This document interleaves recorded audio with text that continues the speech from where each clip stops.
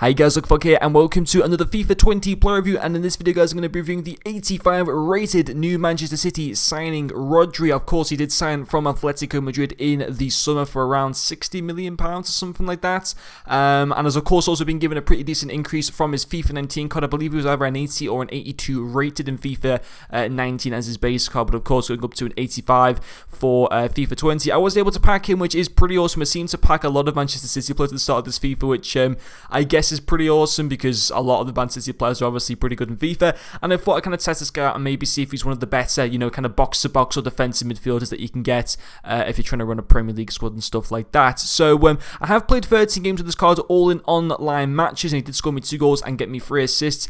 From the clips you're going to see in this video, I played within these clips 5 games, scoring 1 goal and getting 1 assist as well. Moving along into his in-game stats, his main standout stats are going to be his 84 stand tackle, his 85 composure, as well as his 84 stamina, and finally his 84 interceptions, and he does also have a 4-star big foot as well as 3-star skill moves, and he's going for around about 30,000 coins on the market. He will rise. Obviously the game's going to be released tomorrow. If you pre-order like the Champions Edition or whatever, you get the game 3 days early, so I'm going to be getting that tomorrow, which is pretty awesome. I can finally start to try and grind towards that either 85 Zaha or 85 Talisa. I'm not too sure I'm going to go for. I'm going to try and get that card this week, whichever one I end up choosing in the end. So I'm looking forward to finally not being able to restrict myself to certain times in the game. But yeah, so I think this card going into Tuesday and also going into Friday when we get the full release of the game to the whole world, I think he will go up in price a bit more, but 30,000 coins isn't too bad. I think he's got a decent card, slightly defensively minded. I'd say probably his best position on the look of the card would be a CDM, but I think he can still play a box-to-box centre midfield role like I used him in. I still think he plays that role very well, I have to say. So getting into his first pro for me, it's going to be his strength. His strength's fantastic. 6'3" first of all. I love a good tall centre mid or CDM player. I think they just have such a commanding presence in the team. It just allows them to bully players off the ball.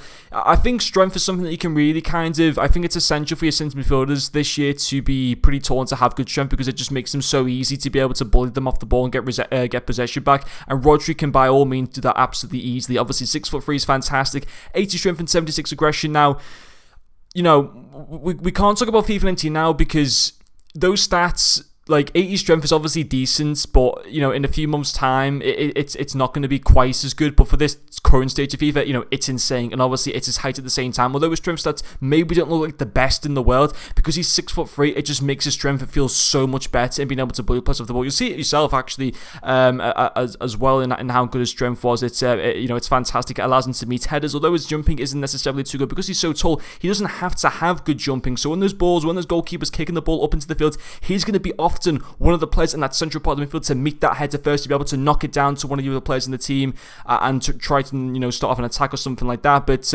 yeah, couldn't fault his strength. I thought it was very good indeed. The second pro as well is also going to be his tackling. Again, very impressive. This is probably the main standout part to the card. That and his dribbling is pretty awesome.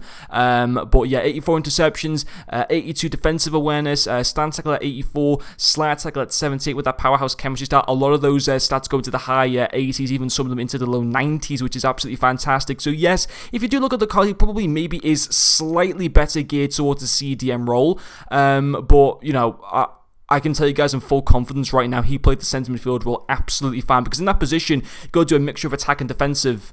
And by all means he can do that. He's got good dribbling as well, so he can get up the pitch pretty easily. His passing's fantastic. He's got a very good eye for passing, very good long passing, very good short passing. As you can see, 82 long passing, 85 short passing. Again with that powerhouse chemistry, you can increase those quite a bit. He did get me 3 assists from 13 goals. Not too bad from a centre midfielder, considering I've got De Bruyne and Cam. He's going to be expected to be the main player to provide the assists. So the fact that Rodri was still chipping in with a few assists and a couple goals as well in the 13 games overall is still not too bad.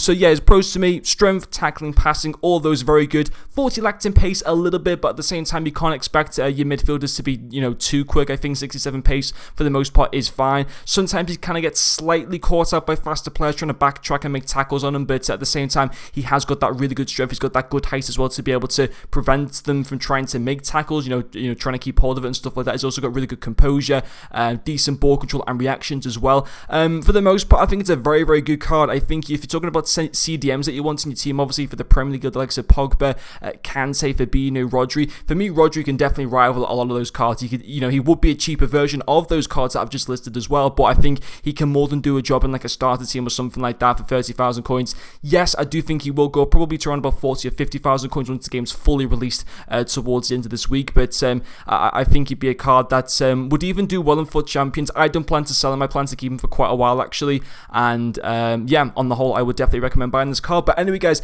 that's going to finish this video. Thank you very much for watching, and I'll see you guys later.